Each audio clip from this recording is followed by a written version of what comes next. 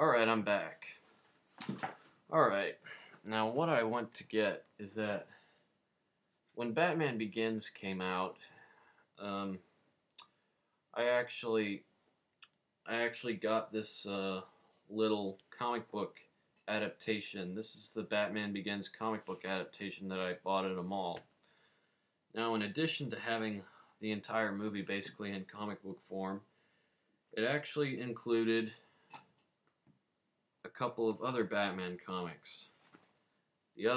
One of which happens to be probably my absolute favorite Batman story of all time. Ladies and gentlemen, I present to you Denny O'Neil's The Man Who Falls. Now, this whole little mini graphic novel is, to put it bluntly, incredible.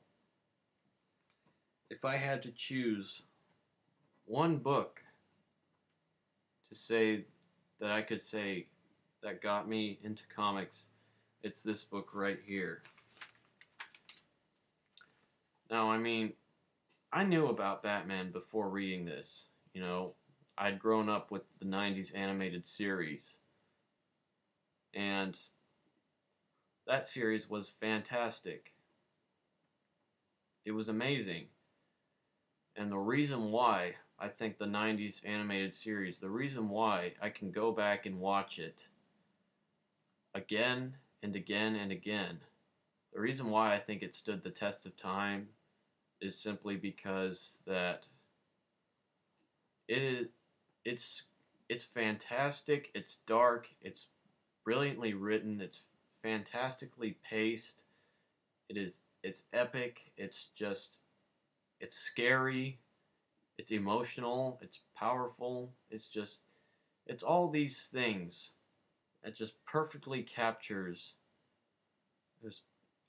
what Batman is.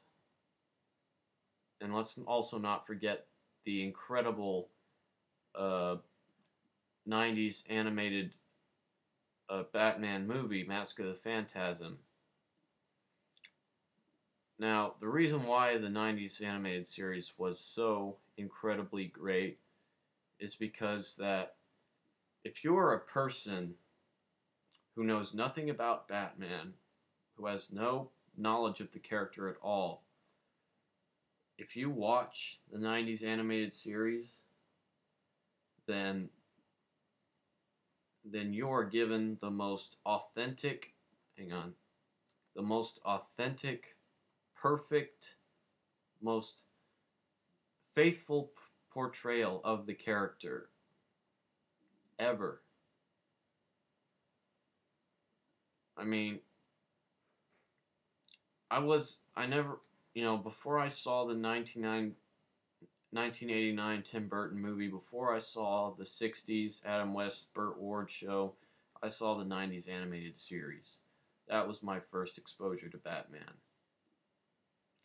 And another reason, I think the second greatest reason why the series was so great is because it stuck with one particular decade of Batman's comic book career, which is the 70s, which most people refer to as the Dennis O'Neil, Neil Adams era. If I had to pick any decade of any character, of any sort of comic book run as the one franchise that captured my imagination and got me into reading comics, it's the 70s Batman books by Denny O'Neil and Neil Adams and Dick Giordano and all these other extremely talented artists. And it all started with this book. This book is absolutely flawless. It's brilliantly told. It's beautifully drawn, especially for the 70s. This art was incredible for the 70s, okay? I mean, just look. This art wasn't. This type of art was unheard of during the 70s. Although, oh, if you think that looks good, you ought to see Neil Adams' art. That was gorgeous. Absolutely gorgeous. Oh my god. Are you kidding me? But yeah. Alright. That's pretty much what comic books mean to me because as like, most older people, they grow up. I mean, my dad, he grew up in the 60s. Okay, my dad was a 60s guy.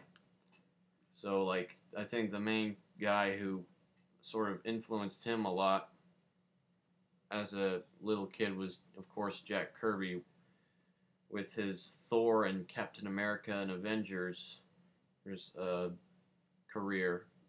And then, and of course, Steve Ditko and Stan Lee, who was the perpetrator of all Marvel comics pretty much during the 60s. But yeah, in my mind, that's what comic books mean to me. And to answer another question, which somebody had asked me about why I'm doing videos about supervillains as opposed to superheroes, as opposed to my friend Steve, that is because that I sort of the reason why I do supervillains is because that this might not sound like the best reason of all, but supervillains pretty much they intrigue me a lot more than heroes do.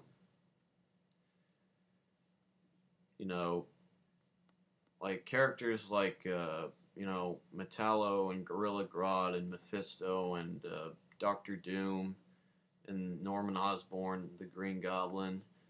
And these characters, in my opinion, are a lot more interesting than the heroes that they fight.